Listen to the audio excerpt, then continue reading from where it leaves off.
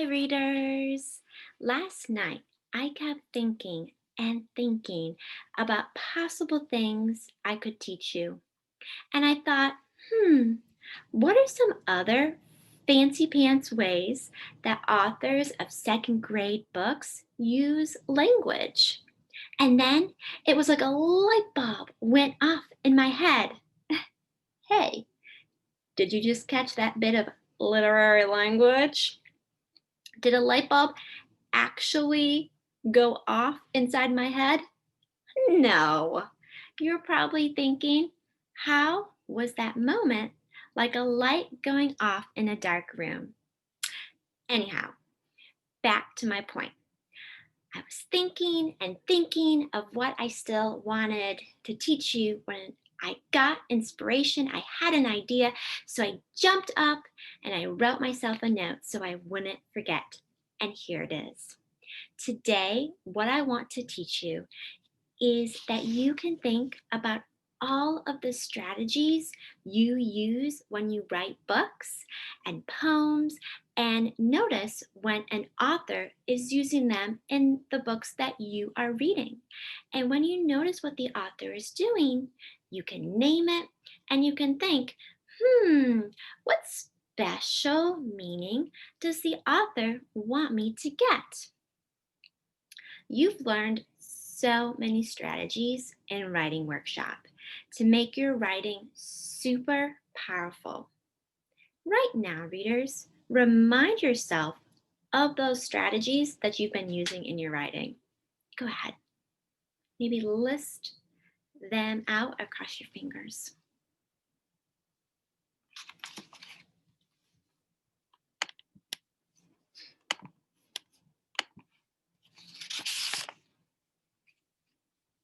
Perhaps some of you have listed out that in your writing you use comparisons. Maybe others of you wrote out that you use alliteration. Perhaps some of you even use time passing words. Or, I bet some of you were thinking that you've used repetition in some of your writing.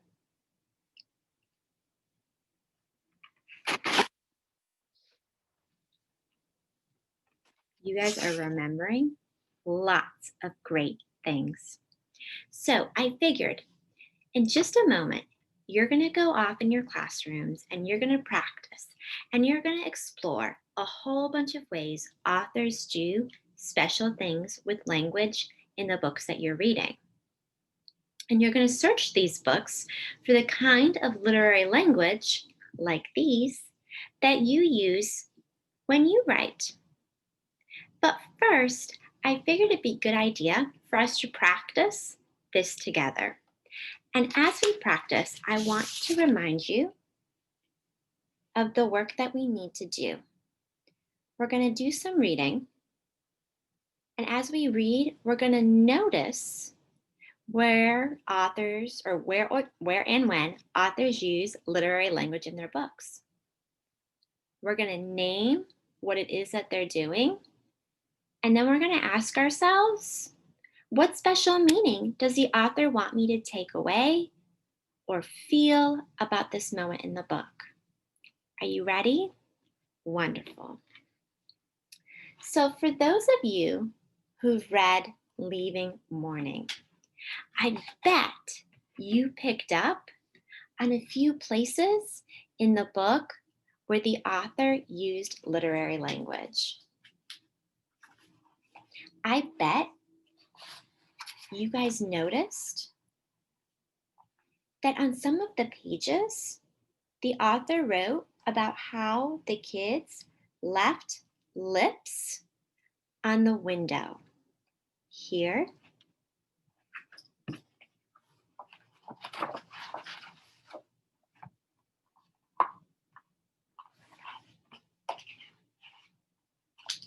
here, they made more lips on the deli window.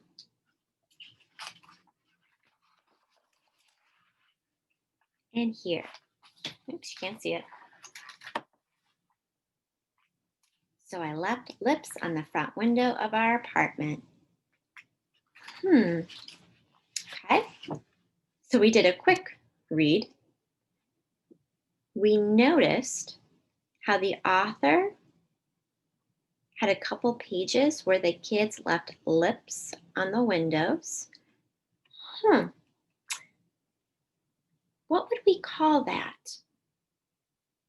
What type of literary language is the author using? Hmm. Are you thinking what I'm thinking? I bet some of you are thinking that this is an example of repetition. Now we have to ask ourselves, what special meaning is the author doing by using repetition? Hmm.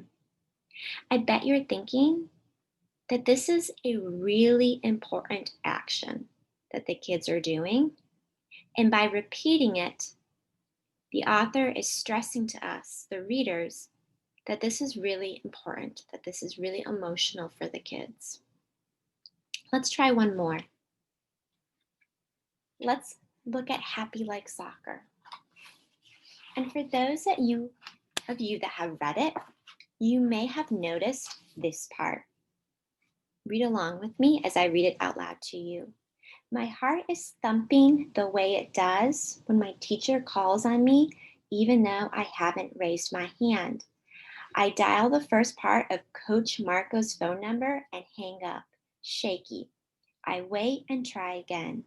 Coach Marco answers. All right, readers, we did our reading.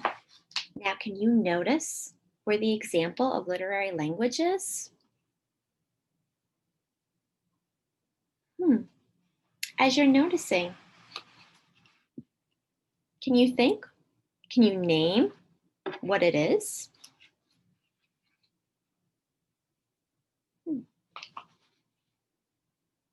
I'm wondering if you're thinking, if you're narrowing into this part.